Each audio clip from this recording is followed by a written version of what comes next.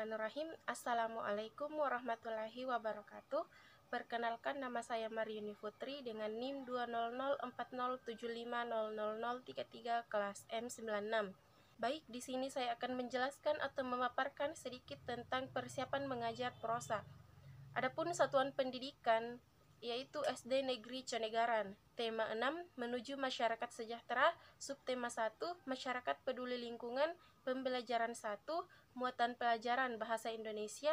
Kelas 6 semester 2 dengan alokasi waktu 1 kali pertemuan atau 2 kali 35 menit.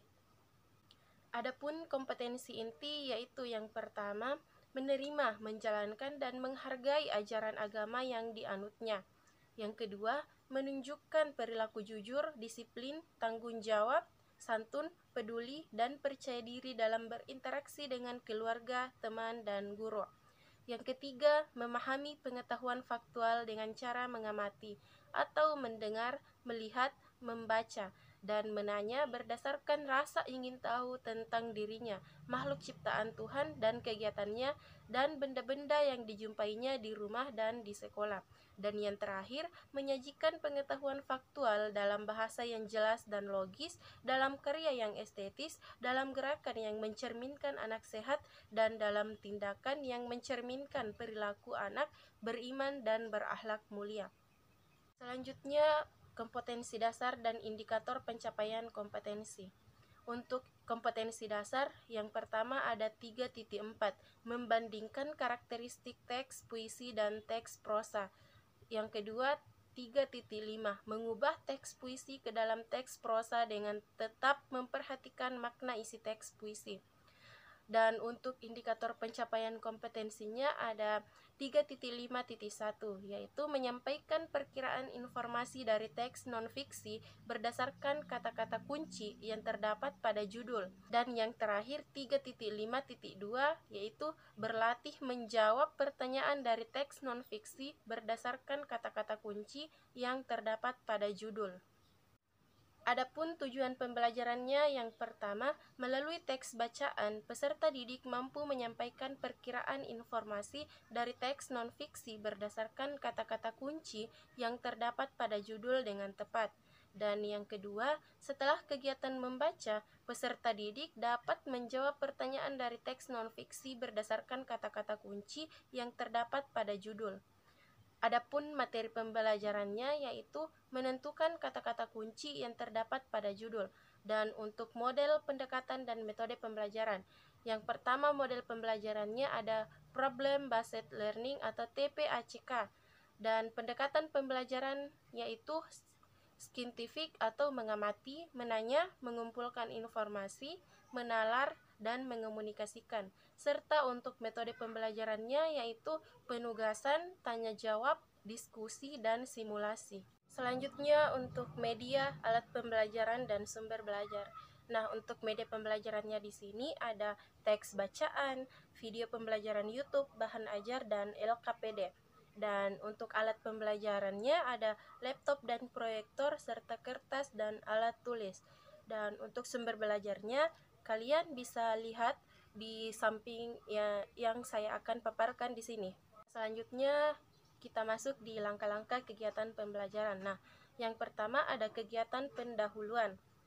Yang pertama, guru mengucapkan salam, menanyakan kabar peserta didik, dan membuka pembelajaran dengan berdoa bersama yang dipimpin oleh salah satu siswa. Yang kedua, menyanyikan lagu Garuda Pancasila secara bersama-sama. Yang ketiga, guru mengecek kesiapan diri peserta didik, mengisi lembar kehadiran, dan mengkondisikan kelas.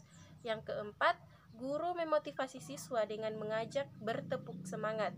Dan yang terakhir, guru menjelaskan kegiatan yang akan dilakukan dan menyampaikan tujuan pembelajaran.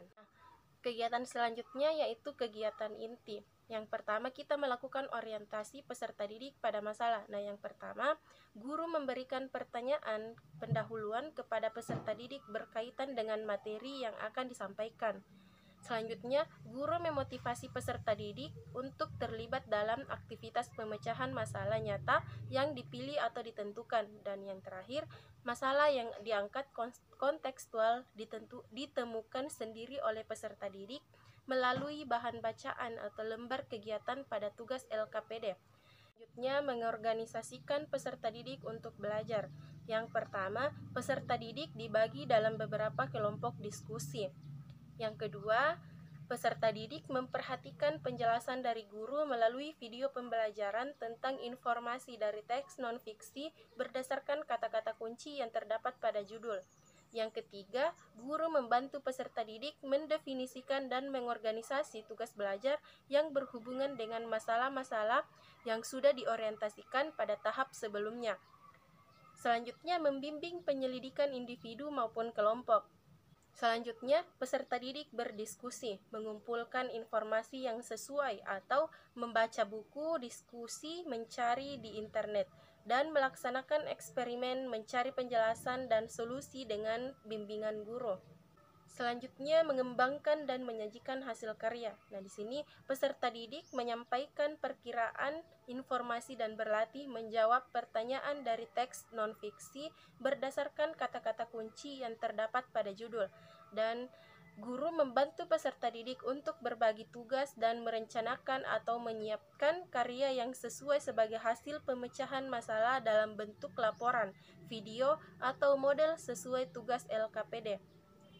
Nah, langkah yang terakhir yaitu menganalisis dan mengevaluasi proses pemecahan masalah. Di sini, peserta didik menganalisis dan menarik kesimpulan yang dapat dijadikan prinsip umum untuk semua masalah yang sama. Dan peserta didik melakukan evaluasi terhadap penyelidikan mereka dalam proses yang mereka gunakan dengan bimbingan dan bantuan guru. Selanjutnya, kegiatan yang terakhir yaitu kegiatan penutup. Di sini, guru bersama peserta didik melakukan evaluasi dan refleksi dari hasil pembelajaran pada hari ini. Guru memberikan umpan balik terhadap proses dan hasil pembelajaran. Guru memberikan kegiatan tindak lanjut dalam bentuk pemberian tugas, baik tugas individual ataupun kelompok. Selanjutnya, peserta didik menyimak penjelasan guru tentang rencana kegiatan pembelajaran pertemuan berikutnya. Peserta didik membersihkan kelas sebelum mengakhiri pembelajaran, dan yang terakhir, guru mengakhiri pembelajaran dengan mengucap salam, kemudian dilanjutkan dengan berdoa. Selanjutnya, untuk penilaian. Yang pertama, penilaian sikap. Di sini terdapat dua penilaian, yaitu spiritual dan sosial. Yang kedua yaitu penilaian pengetahuan. Yang pertama, teknik. Teknik ini terdiri atas tes tertulis, dan yang kedua, instrumen yang terdiri dari lembar evaluasi. Dan yang ketiga yaitu penilaian keterampilan. Mungkin ini saja yang dapat saya sampaikan. Sekian dari saya. Wassalamualaikum warahmatullahi wabarakatuh.